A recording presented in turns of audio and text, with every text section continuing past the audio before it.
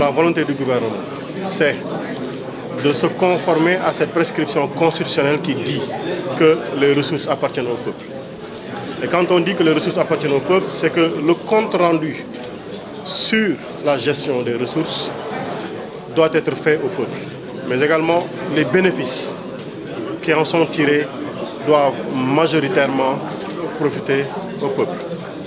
C'est dans cette perspective-là que le mandat nous est confié de nous renseigner, de donner les bonnes informations, de communiquer avec les partenaires qui interviennent dans le secteur extractif, pour travailler avec eux, mais également pour travailler avec les populations locales qui, en général, sont les premiers à vivre les impacts positifs ou négatifs de la présence de l'activité d'extraction ou d'exploitation. Ça veut dire quoi? Ça veut dire que toutes les populations doivent avoir ces informations-là, doivent en tirer les profits, et c'est l'occasion pour nous de dire notre présence ici est expliquée par le partage d'informations. Nous avons vu le but du jeu ici est de travailler sur les enjeux et les défis de la transparence dans le secteur extractif. Nous avons tous compris qu'il le fallait et c'est la mission fondamentale qui nous est confiée et c'est dans ce sens-là que nous travaillons au quotidien pour être proches.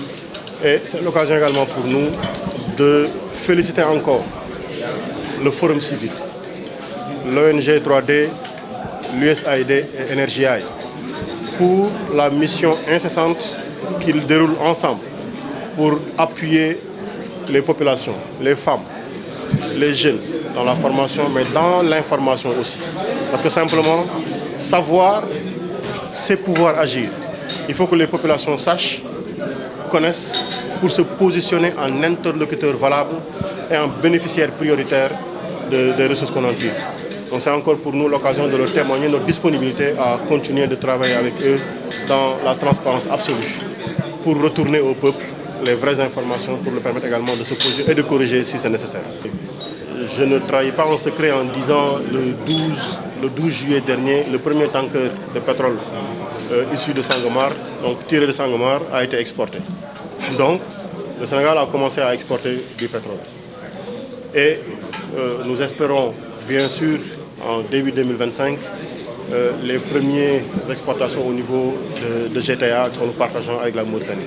Et le Sénégal compte aussi développer les ressources gazières issues de Yakar Teranga. Ça veut dire quoi? Personne,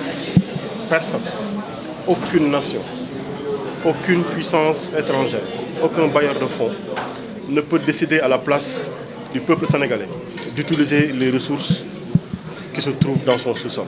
Voilà pourquoi le Sénégal dit, à travers le gouvernement, à travers la position du président de la République, qu'il exploitera l'intégralité de la disponibilité des ressources pétrolières et gazières dans l'intérêt strict et absolu des populations.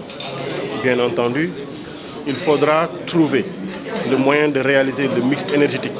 Parce qu'on ne peut pas aussi renoncer au fait que nous avons du solaire, nous avons de l'éolien et nous avons de l'hydraulique qui peuvent nous permettre aussi de développer des énergies propres et permettre à des populations de pouvoir accéder à l'énergie dans les délais raisonnables.